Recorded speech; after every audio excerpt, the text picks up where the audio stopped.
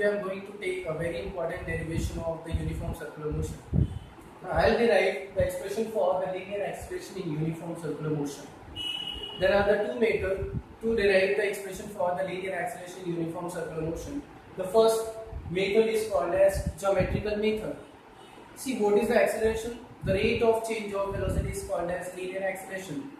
If either there is change in the magnitude of velocity or change in the direction of the velocity or change in both the magnitude as well as direction of the velocity, the motion is said to be an accelerated motion.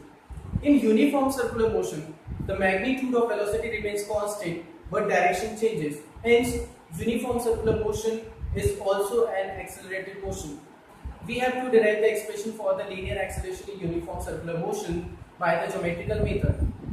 So to derive the expression, we have considered a particle of mass small m which is performing uniform circular motion about a fixed point O as the center of the circle with the constant angular speed in anti-clockwise direction.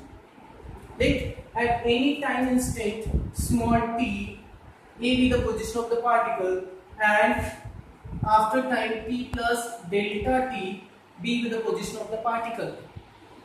The tangent AP represents the velocity at point A, whereas BR represents velocity at point B.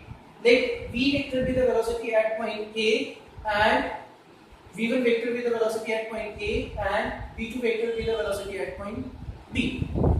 So now what we'll do, we'll draw a line BQ such that BQ vector is equal to AB vector. This BQ vector is equal to AB vector. So BQ vector will represent the same quantity as AB vector. That is, BQ vector is representing the velocity at point A, that is V1 vector. And BQ vector is parallel to AB vector. And join the point P and Q. And join the point, Q and R. Join the point Q and R. So as these are the three different vectors in a triangle where BR vector is opposite vector and BQ vector and QR vector are taken in the same order. So we can apply the triangles of vectors addition. So applying the triangles of vectors addition with the triangle BQR, we get what? BR vector is equal to BQ vector plus QR vector. Or QR vector is what? QR vector is BR vector minus BQ vector. BR vector represents velocity at point B, which is B2 vector. So we have written here B2 vector minus BQ vector represents velocity at point A, that is V1 vector. So we can write here QR vector equals to change in velocity, that is delta V vector. Hence QR is what? QR is the magnitude of QR vector, which is equal to delta V. See, since linear acceleration A is the limit of rate of change of linear velocity. Now, let us find the value of delta V. See, the angle between OA and OB is delta T, delta theta. So angle between BQ and BR will be also delta theta, as BQ is parallel to AP and AP is perpendicular to OA and BR is perpendicular to OB.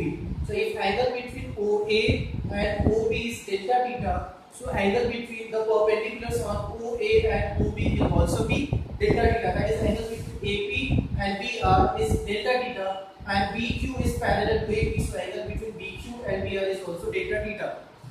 So here delta theta is very small. So we can write here tan of delta theta is almost equal to delta theta, which is equal to opposite upon hypotenuse, that is QR upon adjacent side BQ. Or we can write here delta theta equals to QR QR is delta V upon VQ is the magnitude of the velocity. Here VQ is equal to V. That is the magnitude of velocity. So we can write here delta V equals to V into delta theta. Now putting the value of this delta V in this expression, we get A equals to limit delta t tends to 0, and here we can write delta V into delta theta divided by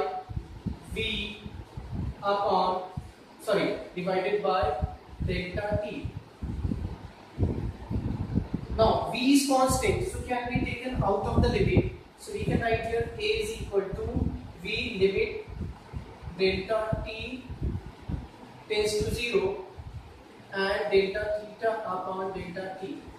See, this quantity limit delta theta upon delta t tends to 0 is equal to omega, called as angular velocity. So we can write here A is equal to V into omega. This is the expression for the linear acceleration. Also we know that V equals to R omega. So A is equal to V into R omega, that is R omega square. Or A is equal to R, omega is V by R. So it is V by R the whole square. So we can write that A is equal to V square upon R. This is also known as the expression for the linear acceleration, as the direction of A depends on the direction of delta V, that is QR. When time interval is extremely small, that is delta t tends to 0. Here if delta t tends to 0, this QR will be along the radius of the circle directed towards the center.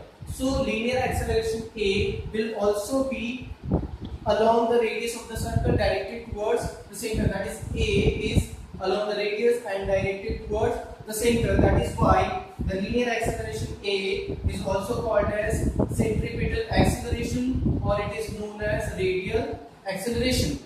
So in vector form we can write here, as you know that radius vector is always directed away from the center. So in vector form we can write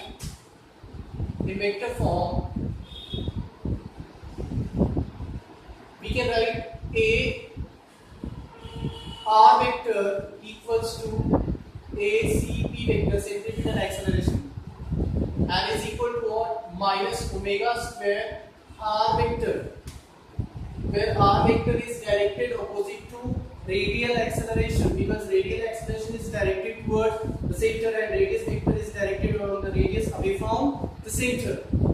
Or it is equal to minus V square upon R into R naught cap, where R naught cap is unit vector